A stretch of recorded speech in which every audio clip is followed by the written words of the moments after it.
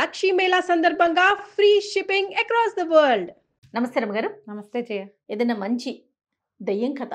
సోమరి దయ్యం కథ చెప్తామని. దెయ్యాల్లో కూడా సోమరితనం ఉందా రమ్మగారు? ఎందుకు ఉండదు? సోమరిపోతులు చచ్చిపోతే వాళ్ళు దయ్యాలైతే వాడు సోమరి దయ్యమే అవుతాడు. ఓ బాగుందండి కాన్సెప్ట్. ఓకే. ఓ పల్లెటూరులోట ఏదో పేరే బాబడి పేరు పరాంకుశం అని ఒక కుర్రాడు ఉండేవాడు. అయితే వీడికి పరమ బద్ధకిష్టవాడు. మామూలు బద్ధకం కాదు. తల్లి చిన్నప్పటి నుంచే లేదు వాడికి. వాళ్ళ నాన్న ఇంట్లో అన్నం వండి పెట్టి పొలం పనులు చేసుకునేవాడు. వీడు నాన్న ఇంట్లో అన్నం వండేదాకా నిద్ర లేచేవాడు కాదు. ఆయన పొద్దునే వంట తంట చేసేసి కొడుకు కోసం తన కోసమును ఆయన పొలం వెళ్ళేవాడు. వీడు నిదానంగా నిద్ర లేచి మేలిగా పళ్ళు తోముకుని అటు ఇటు చూసి ఎటాగో చెమ్ము నీళ్లు దిమరించుకుని అన్నం వాళ్ళ నాన్న వండి పెట్టింది తిని ఊళ్ళోకి తిరగడానికి పోయేవాడు. ఊళ్ళో ఫ్రెండ్స్ తోటి అటు ఇటు తిరిగేవాడు. బద్ధకంగా ఉంటే ఎక్కడైనా కూర్చునేవాడు. సాయంత్రం తిరిగి వచ్చేవాడు. వాళ్ళ నాన్న పొలం నుంచి వచ్చి మళ్ళీ వేడిగా కుండలో నీళ్లు పెట్టేవాడు స్నానానికి. వీడు ఆ వేడి నీళ్ళు స్నానం చేసేవాడు. నాన్న వంట చేసేవాడు. వీడు అన్నం తినేవాడు. నాన్న పడుకునేవాడు. వీడు పడుకునేవాడు. ఇంతే. పొలం పనులు ఎప్పుడు వాళ్ళ నాన్నే చేసేవాడు. వీడు ఎప్పుడు ఏ పని చేసేవాడు కాదు. ఏం చెప్పినా సరే రే పని మా పని అనేము అని వాళ్ళ నాన్న పనే చెప్పడం మానుకున్నాడు. మనం ఇట్లా పనులు చేయరని మన సమీపంలో చుట్టాల పక్కల నీకు 5-6 గుర్తొచ్చి ఉండాలి ఈ పాటికి. ఇక వాళ్ళని చచ్చిన వాళ్ళకి ఏ పనులు చెప్పరు. వాడు ఎలాగూ చేయడని పని చేసే ఒక్క పిల్లనో పిండి పారేస్తారు.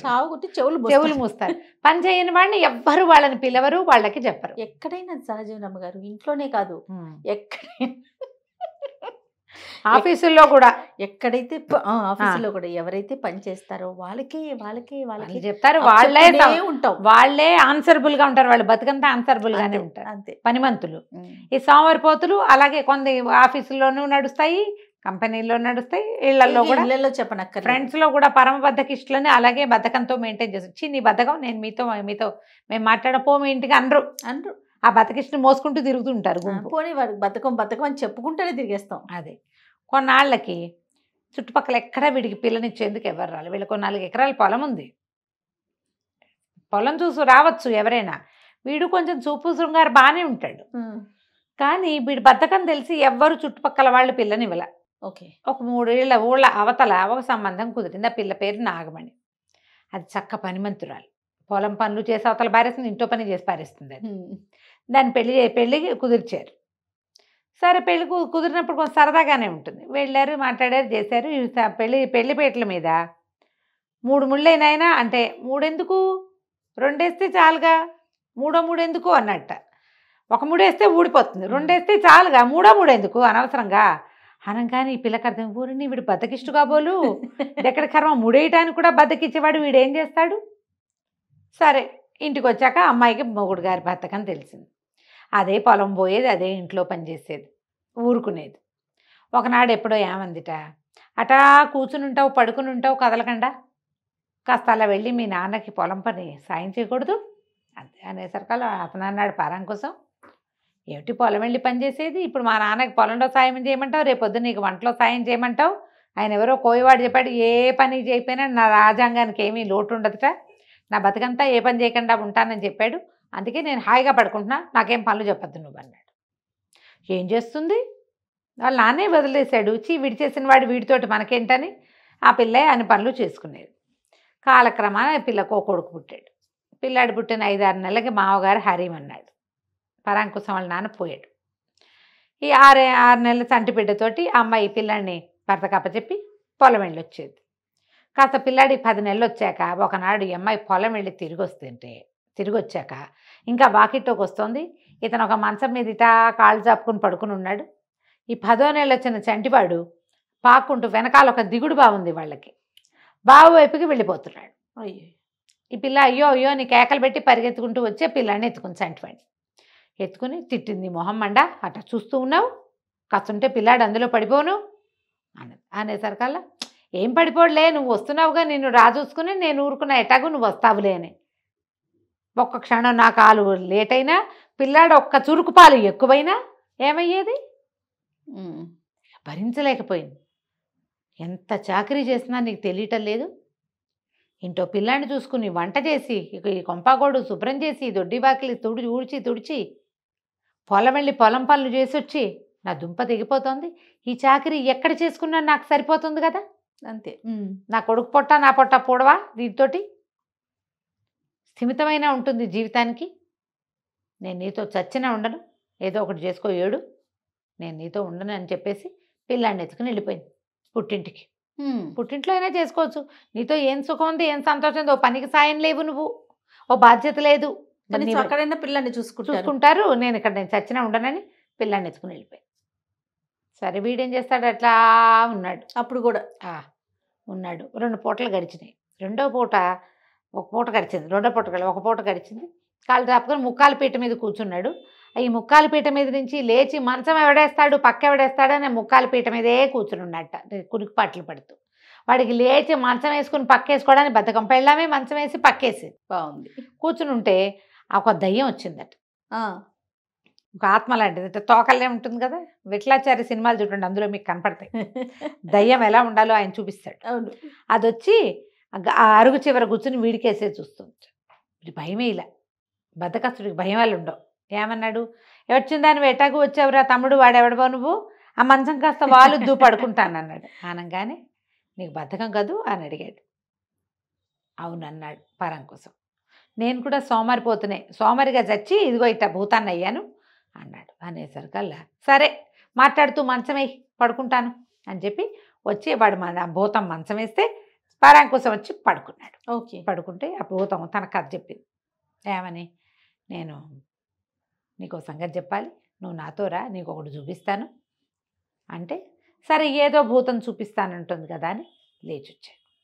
లేస్తే భూతం నడిపించుకుంటూ తీసుకెళ్ళింది అడవిలోకి.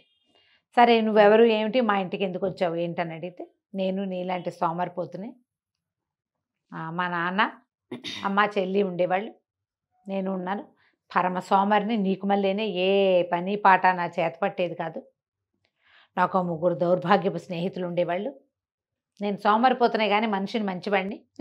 ఒకడేమో జూదరి స్నేహితుల్లో, ఒకడు తాగుబోతూ, ఒకడు తిరుగుబోతూ ఉండేవాళ్ళు. వాళ్ళ దారిన వాళ్ళు తిరుగుతూ ఉండేవాళ్ళు. నేను కూడా ఏ పని తిరగడానికి సోమరితనం లేదు నాకు, కాలి కొద్దీ తిరిగేవాడిని. కాకపోతే పనికి బద్ధకం, ఇంట్లో పని నేనేనాడు చేయలే, మా చెల్లెలకి సహాయము చేయలే, మా అమ్మనే సంగతి చూడలే, మా నాన్నకి పొల పనిలో చేసింది వాడినే గాను. ఈ 3తోటి తిరిగేవాడిని. కానీ వాళ్ళ లక్షణాలు ఏవి నాకు అంట్లా. అయితే ఒకనాడు ఈ లోపల మా చెల్లెలకి ఏమో పెళ్లి కుదిరింది. మా నాన్న పట్నం వెళ్ళి పాత బంగారం అది చేసి డబ్బులు తీసుకున్నాడు. ఆ డబ్బు పుచ్చుకు వస్తుంటే ఎవరో ఆయన్ని వెంబడిస్తున్నారని తెలిసింది. 3 మనుషులు ఈ డబ్బులు తన దగ్గర ఉన్నాయని తెలుసుకునే వాళ్ళు వెంబడిస్తున్నారని మనం ఈ మధ్య చూస్తాం. ఏటీఎంలో క్యాష్ విత్డ్రా చేస్తుంటే చూసి దొంగతనాలు మనం కనిపెడతారనమాట అవతల వాళ్ళు.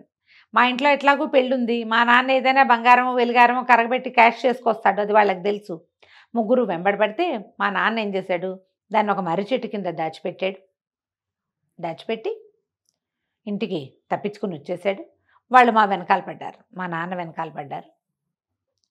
వెనకాల పడి వచ్చేసరికి ఆయన అదురుతోటి పరిగెత్తుకొచ్చేసరికి ఇంటికి వచ్చేసరికి గుండెపోటు వచ్చింది. మా అమ్మ చెల్లి ఏడుస్తుంటే నేను అప్పుడే బయట తిరుగుతున్న వాడిని లోపలికి వచ్చాను. మా నాన్న రహస్యంగా ఎవరో 3 వెంబడబడ్డారు, వాళ్ళు నీ స్నేహితులేమో నన్ను నాకు అనుమానంగా ఉంది, మర్రి చెట్టు కింద డబ్బులు దాచిపెట్టాను, చెల్లాయి పెళ్ళి జాగ్రత్తగా చేయని పిల్లని నాకు అప్పచెప్పి చచ్చిపోయాడు. అంత్యక్రియలు అన్నీ జరిపాం. సరే ఒకనాడు నేను మా డబ్బులు తీసుకురావాలిగా, మరి చెల్లెలు పెళ్లి చేయదు, డబ్బులు తీసుకురావడానికి నేను మర్రి చెట్టు దగ్గరికి వెళ్ళేసరికి నా 3 స్నేహితులు నా వెంట పడ్డారు. అయితే నేను మర్రి చెట్టు దగ్గరికే వెళ్తే వీళ్ళకి తెలిసిపోతుంది నాన్న డబ్బులు ఎక్కడ పెట్టాడు. అందుకని జాగ్రత్తగా నేను ఇంకో చెట్టు దగ్గర తవ్వటం మొదలుపెట్టాను.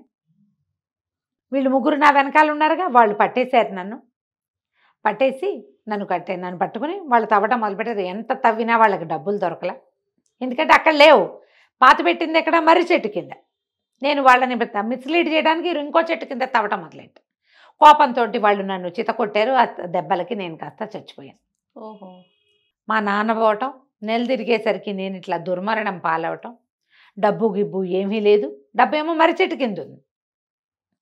మా అమ్మ చెల్లి బెంగతోటి మెల్లిగా క్రమంగా కాలక్రమాన మరణించారు.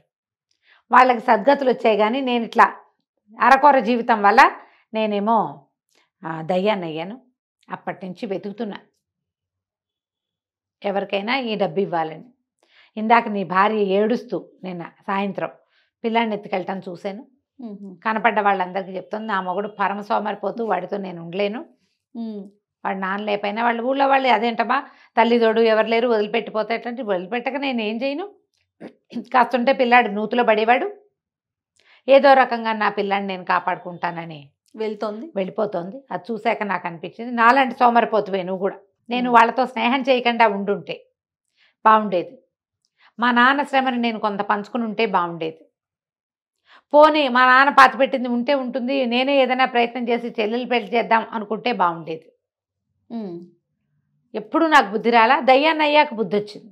నీకు నేను డబ్బులు చూపిస్తా, మా నాన్న దాచిపెట్టింది, నువ్వు అవి వాడుకో, నీ పెళ్ళాన్ని పిల్లాన్ని తెచ్చుకో, ఈ సోమరిపోతానాన్ని వదిలిపెట్టు, లేకపోతే నాలాగానే నువ్వు కూడా అయిపోతావు అని చెప్పి ఏం చేసింది, వీడిని తీసుకుపోయి ఈ పరాకుసాన్ని మర్రి చెట్టు కిందకి తీసుకెళ్ళి. వీడు ఆలోచిస్తూ ఉన్నాడు, ఒకటి చచ్చిపోయి దయ్యమయ్యాడే. వాడు నాన్న చచ్చిపోయి, అమ్మ చెల్లి పెళ్ళి పేరెంటం లేకుండానే చెల్లెలు చచ్చిపోయి, అమ్మ చచ్చిపోయి, వాడు పోయి మర్రి చెట్టు కింద తవ్వాడు. అది ఒక కాయిన్ కనపడింది. అన్నీ తీస్తే అవి ఏనాటివో పురాతన నాణ్యాలు, అవి ఇప్పుడు పనికిరావు. మనకి పాతకాలం ₹1 దొరికితే ఏం ఉపయోగం? అదే కదా. కానీలు గీనీలు ఇప్పుడైతే పాత కానీ ఉందా మీ దగ్గర, దాన్ని మేము కొంటామని అడుగుతున్నారు. ఇప్పుడు ఇన్స్టాలోనూ అక్కడ పెడుతుంటారు, ఒక ₹1 బొమ్మ పెట్టి, ఇలాంటిది మీ దగ్గర ఉంటే మీకు అదేదో 1,80,000 ఇస్తాం అలాంటి చెప్తా. అన్ని దొంగ వేషాలు ఏమో, అవి నిజమో కాదో తెలియదు. అవును. అప్పుడేముంది ఆ కాలంలో చూసి ఈ కాసులు ఎందుకు పనికిరావని. సరే ఏమనుకున్నాడు, బయటకు వచ్చేసాడు అక్కడి నుంచి. మర్రి చెట్టు దగ్గర ఉన్నది వాటిని మర్రి చెట్టు కిందే పాతి పెట్టాడు. ఎవరికో దొరుకుతుంది, నాకు అక్కర్లా, ఇవి ఎలాగూ నేను చెల్లుబట్టి చేయలేను వాటిని. ఇంటికి నడిచి వచ్చి ఇల్లు చుట్టుపక్కల చూస్తే అనిపించింది, నేను ఏనాడు ఏమీ చేయకుండానే మా ఇల్లు ఇంత బాగుందే.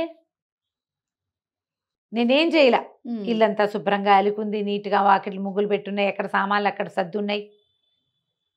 ఇప్పుడు అమ్మాయి వెళ్ళిపోయింది, నేనేమైనా చేయగలనా ఇందులో ఒక్క పనైనా? ఇదేమిటి నేను ఇలా ఉన్నాను, అమ్మాయి లేకపోతే ఎట్లా? అవే ఆలోచించుకున్నాడు. మర్నాడు పొద్దున పక్కనున్న రైతు దగ్గరికి వెళ్ళి, నేను వ్యవసాయం చేద్దాం అనుకుంటా, నాకు ఒక్క పని రాదు, అందుకని నీ పొలంతో పాటు నా పొలం కూడా కౌలు చేయి, రోజువారీ కూలి ఇవ్వు, నువ్వు ఏ పని నేర్పిస్తే ఆ పని చేస్తా, నాకు కౌలు ఇవ్వు కూలి ఇవ్వు అని మాట్లాడుకున్నాడు.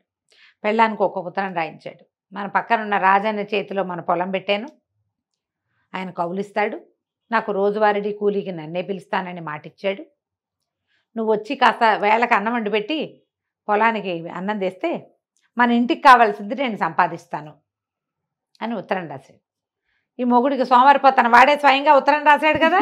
అది చూసుకుని అమ్మాయి మీరు సోమరిపోతాను వదిలిందిరా దేవుడా అని ఆ అమ్మాయి కొడుకుని ఎత్తుకుని మళ్ళీ వచ్చేసింది. వీడు ఆ దయ్యాన్ని చూసిన భయంతో మెల్లిగా సోమరిపోతానాన్ని వదిలిపెట్టి ఒక 4-5 సంవత్సరాల్లో వాళ్ళు 4 ఎకరాలకి ఇంకో 4 ఎకరాలు కొన్నట్ట.